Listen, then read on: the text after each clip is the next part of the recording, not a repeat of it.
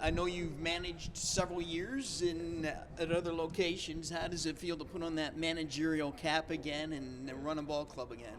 Yeah, it's always exciting, and at the same time, it's a blessing. As it's only 150 jobs of these in professional baseball. If you look at it, every team has 5 affiliates. By 30, it's 150. So it's a blessing to be part of 150 guys doing these jobs. Are you a different type of style of manager than maybe Billy Gardner was here, or will you do things drastically different, slightly different, or just pretty much on the same path as Billy said? I think we all have our own style, but it's going to depend on how the ball club reacts and how we play and the things that they allow me to do offensively, defensively, or pitching, right? So as we go, we will create our own style. I think sometimes you have a style, but sometimes you don't have those players to the style that you want to manage. So we have to adjust and adapt as we go. I know the pitching, you've got a lot of talent here. I mean, how excited are you about sending all these great arms out to the mound pretty much every day? Yeah, extremely lucky to have those guys, and it's like you said, right? Good pitching should be good hitting, and hopefully we can do that, pitch good and catch the ball and come on top as much as possible as long as we have these young arms here. What is it about Thomas White that just jumps out at you that makes you go, this guy's a little bit different than most pitchers? He's a competitor. Deep inside, he wants to compete. He wants to be great. He goes about his business the right way, and he's just different. And if you look at him, you see him walk, you see him talk, you see how he handles himself.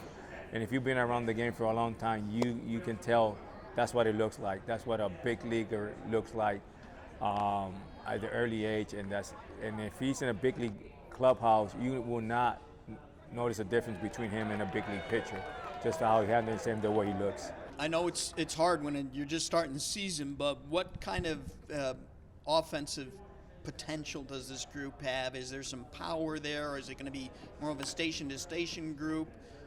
Is there a lot of speed?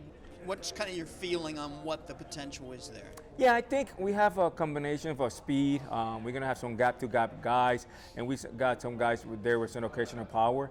I think that'll be our combination. I think we have a little combination for everything. And I think we're going to rely on those 3 things, those gap-to-gap guys, occasional power, and we're going to have some speed on the bases. Who's your leadoff guy, or is that not something you want to reveal yet? As right now, yeah, I can reveal it. We're looking forward to have Wilfredo Lara lead us off. We just got him in a trade. High energy guy that have some power, and he can drive the ball and he can get us going.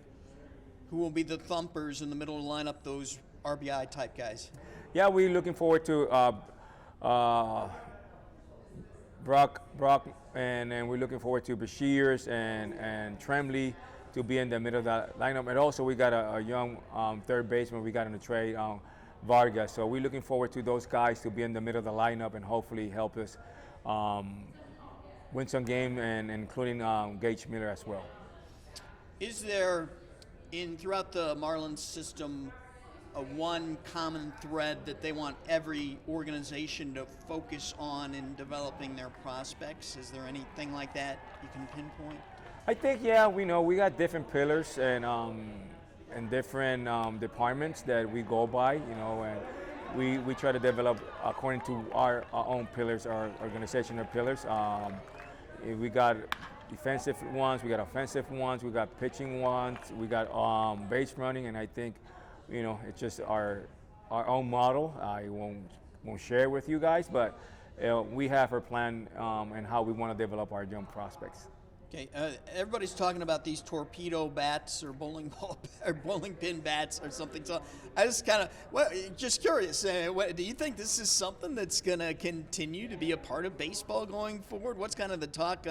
What was the talk in spring training, if that was even, people were even aware of it during spring training? No, I think that blew up when the season started. I think, the game involves, it's totally legal. So, the game is going to innovate, it's going to change. And matter of fact, the guy behind all this is our field coordinator in the big leagues. He's the one that kind of came up with the plan when he was with the Yankees. But we didn't really discuss that in spring training. But you know, it's part of the game. The game evolves, and it's like as we know, it's completely legal. So we'll see how it goes as the season progresses. Right? It was just a small sample right now, so we'll see at the end of the year how the numbers and the data, what they show, and eventually we'll see. Right? We'll see how it goes.